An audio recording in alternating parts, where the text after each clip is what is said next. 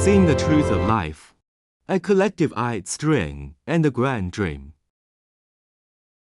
Hello everyone, today, we continue our deep dive into a powerful and soul-stirring teaching from Volume 2 of the Shirangama Sutra. Part 1, re-emphasizing collective and individual illusions. Earlier, the Buddha explained two famous concepts, collective false vision and individual false vision. To emphasize this, the Buddha asks, what exactly is collective false vision?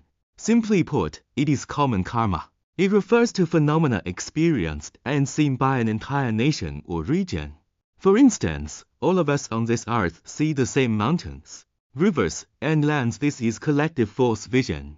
Individual false vision, on the other hand, belongs to the person.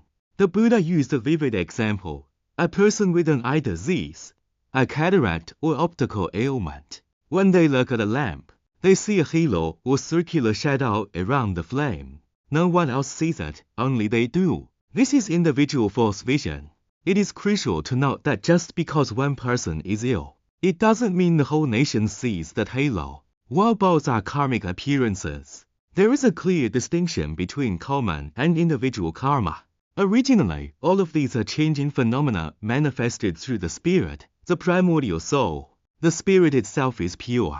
But the moment you trigger the intent to see, hear, sense, or know to chase after those ever-rising and vanishing phenomena, you have entered the realm of karmic appearance. Part 2, I strain the root of the illusory sickness. The sutra then expands this scope to the entire Saha world and the 10 directions of space. It says, all sentient beings share the same essence of body, yet through seeing, hearing, sensing, and knowing, they create illusory causalities of sickness. They are falsely born and falsely die through harmonization. How do we understand this? The master gives a brilliant analogy called staring until the eyes grow weary. I strain. Try this, stare intensely at the empty sky without blinking. At first, it's fine. But if you stare desperately for a long time, your eyes will get exhausted and strained. Suddenly, you'll start seeing stars or golden sparks dancing in the void. Now, I ask you, are there actual golden stars in the sky? No.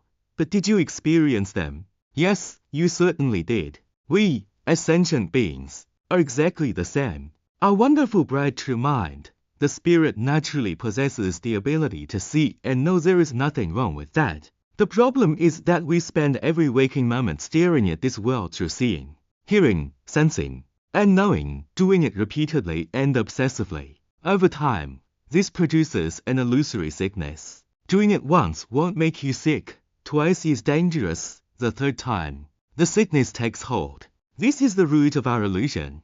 What is falsely born through harmonization?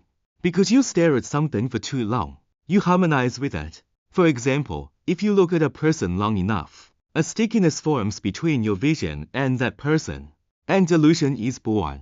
What is falsely dying through harmonization?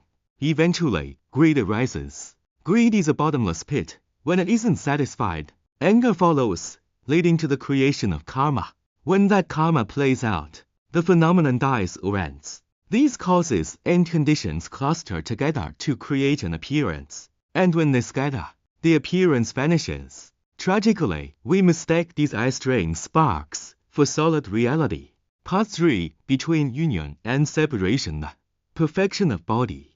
The Buddha told Ananda, if you can distance yourself from both harmonization and non-harmonization, you will eliminate the causes of birth and death. The master points out a major secret of cultivation. Sentient beings only suffer because they believe things are real. This is the principle of mind as the foundation. If you believe this world is solid and real, you must suffer solid and real pain. But if you realize these phenomena are merely illusory existence, dream existence, or karmic existence, you enter a different state. The master uses the term dream existence. In a dream, you feel everything is real. You cry, you laugh, you feel pain. But when you wake up, where is the dream? Our current reality is exactly like that. We are in the middle of a grand dream. Once you wake up and stop viewing it as real, you enter a state where things can exist or not, and feelings can be felt or not. This is like being half awake, knowing clearly that it is a construct. All karma is the dream you have shaped. Whatever karma you create determines the dream you experience. What does this dream rely on to appear? It relies on your pure self-nature, your spirit. Like a mirror, whatever you place in front of it, the mirror will display. Part 4. Does the spirit merge or not? Next, the Buddha gives Ananda a logic test. He tells Ananda, you realize the spirit isn't created by causes or nature. But you still don't understand that the spirit isn't produced by harmonizing merging, nor is it non-harmonizing.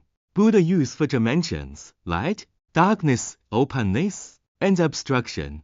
He asked Ananda, is your seeing spirit merged with the light? If it were a merger harmonization, there would be problems. Appearance, seeing is seeing, light is light. If they're mixed, they would produce a new thing that is neither seeing nor light. What would that look like? Logic, if seeing and light became one, how could you see the light? If you are the vision itself, how can you see your own vision? Loss of nature, like water and soil mixing to become mud. Mud loses the clarity of water and the dryness of soil. If the spirit merged with light, it would lose its original nature. Therefore, the spirit cannot be merged with light, darkness, or space. But is it joined? Buddha asked, if your vision is combined with light, then when darkness comes and light vanishes, your vision should vanish too. How then do you see the darkness? The master summarizes this beautifully. Our true nature, the spirit, does not merge with any phenomenon, nor is it separate from any phenomenon. It is like a mirror, it reflects everything, yet it never becomes one with what it reflects. Part 5. Where is the boundary? Ananda then went to the other extreme. Since it's not a merger, then my spirit and the objects must be non-harmonized, completely separate. The Buddha pulled him back again. If they are separate, there must be a boundary. He asked, look closely. Where does sin and light begin? If there were absolutely no sin within the light, they would be irrelevant to each other, and you wouldn't even know the light exists. If you can't see it, how can there be a boundary? This is like the relationship between ears and light. Ears cannot perceive light, so there is no merging or non-merging. They simply have no connection. But your vision does perceive light, so you cannot say they are entirely unrelated. Buddha was teaching Ananda not to use worldly, dualistic merging or separating to define the spirit. Part 6. Conclusion: the truth of nothing to be gained. Finally, the Buddha compassionately told Ananda, all mountains, rivers, the 5 skandhas, the senses, and the world are changing illusions. They arise and vanish right where they are, like bubbles on water. They gather and scatter by conditions. Their essence is actually the wonderful enlightened bright body, the Tathagatagarbha.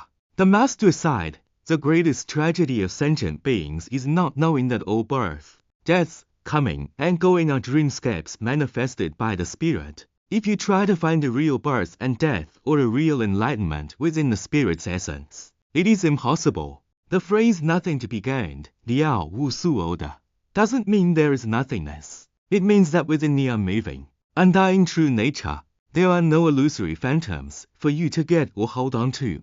Does this teaching give you a sense of sudden clarity? We struggle so hard in this world to grab things, thinking this is mine or this is real, not realizing we are just eye-strained, staring at golden sparks. But if you realize it's a dream, you can shape a dream of peace and joy, and no longer be driven by dreams of pain. The key is to rely on that pure spirit and recognize these shifting karmic appearances for what they are. Thank you for listening to this sharing of the Shurangama Dharma by the Buddha Bodhi Association of Australia. We will see you next time.